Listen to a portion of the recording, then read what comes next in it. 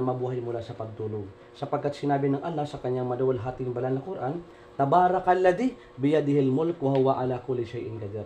Alladhi khalaqal mauta wal hayata liyabluwakum ayyukum ahsanu amala wa huwal azizul ghafur. Ang Allah subhanahu wa ta'ala ang siyang namamahala ng kapamahalaan at siya ang lumikha ng kamatayan at buhay. Ibig sabihin, ang Allah ang siyang namamahal na tayo ay mabuhay mula sa pagtulog at siya rin lang lumikha ng kamatayan.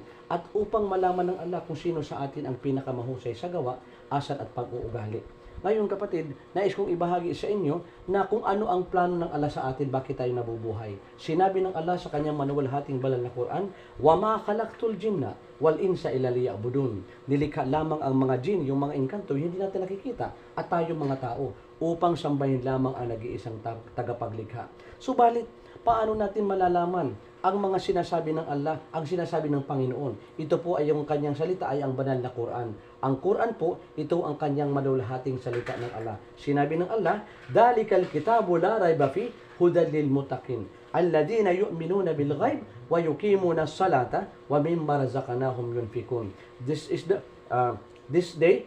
book, the Quran, whereof there is no doubt. A guidance to those who are al-mutaqin, the pious, believer of Islamic monotheism, who fear Allah much, abstain from all kinds of sins and evil deeds. Sino mang na nais ng matuwid na pamumuhay, naririto ang banal na Quran. Ito po ang banal na Quran ang siyang magbibigay sa atin ng matuwid, marangal na pamumuhay.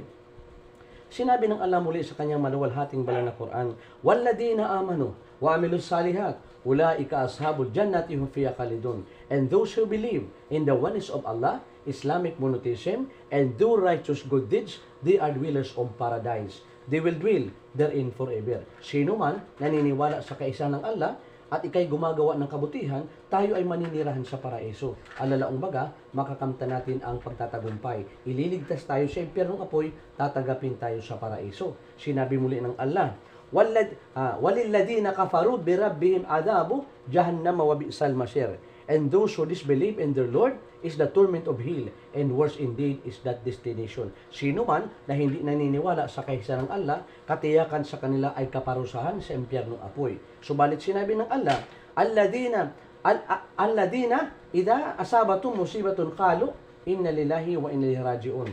Ngayon, sinabi ng Allah, ang Allah ang siyang namamahala sa atin at sa kanya tayo ay magsisipagbalikan. Inna lillahi wa inna ilaihi raji'un. Ngayon, bago tayo bumalik sa kabilang buhay, kailangan tayo ay sumaksi. Maniwala na walang ibang Diyos maliban sa Allah. Yung ating narinig na ginawa kahapon, ngayon ay pagpapatuloy natin ang pananampalataya mula ngayon hanggang sa huling hibla ng ating buhay. Kaya sinabi ng Propeta Muhammad, sino man sa atin na magsabi mula sa kaibuturan ng kanyang puso ng ganito, La ilaha illallah, walang ibang Diyos maliban sa Allah, at binawian siya ng buhay, siya ay maninirahan sa paraiso at mananatili siya loob magpakailan. Bakit? Sapagkat sinamba niya ang tunay na tagapaglikha. Iwinaksi niya ang pagsamba sa mga kahoy, ribulto, larawan at mga santo at mga santa. At ang mga propeta, iniwasan nila ang pagsamba sapagkat ang tunay na dapat sambahin ang nag-iisang tagapaglikha. Kaya aalalayan muli ko kayo kung ano ang pagbabalik loob. Yung pagsasabi ng ganito,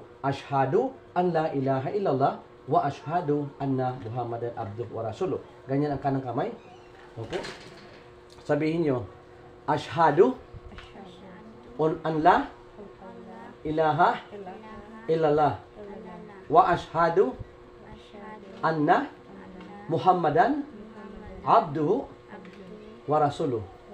Ako'y sumasaksi at naniniwala na walang ibang Diyos na dapat sambahin maliban sa Allah. Ako'y sumasaksi na si Propeta Muhammad ay huling sugo ng Allah. Allahu Akbar. Assalamualaikum. Ang Allah ay dakila. Assalamualaikum. Masya Allah. Masya Allah. Masya Allah. Masya Allah. Ngayon, ibig sabihin ng Assalamualaikum, ang kapayapaan at pagpapala ng Allah ay sumaiyo. Ngayon, ikaw ay tatawaging Yusuf, at ang Yusuf ay ang pinakagwapo na propeta. So bilang isang anak, kailangan ikaw ay maging masunurin sa magulang, sa nanay at tatay, sa mami at daddy, sapagkat ang iyong paraiso ay ang iyong ina. Hindi makakapasok ang sino mang mga anak pag hindi gumalang sa kanyang magulang. Allahu Akbar. Kaya assalamualaikum, ang kapayapaan at pagpapala ng Allah ay mapasa inyo. At dalangin ko sa Allah na mula ngayon hanggang sa huling hibla ng ating buhay ay sumunod tayo tumalima sa kautusan ng Allah subhanahu wa ta'ala, pamamaraan ng Propeta Muhammad. Nang sa ganun tayo ay umuwi sa palagiang tahanan, ang pinakamabuting tahanan, ang paraiso. Sapagat ang paraiso, yun ang tunay na buhay.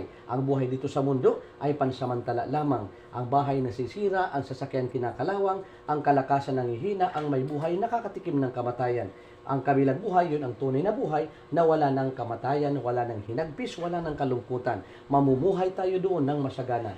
We will live a pleasant life in the hereafter. Assalamualaikum. Sabihin mo, waalaikum. Waalaikumsalam. Musalam. Masya Allah. Barakallahu fik.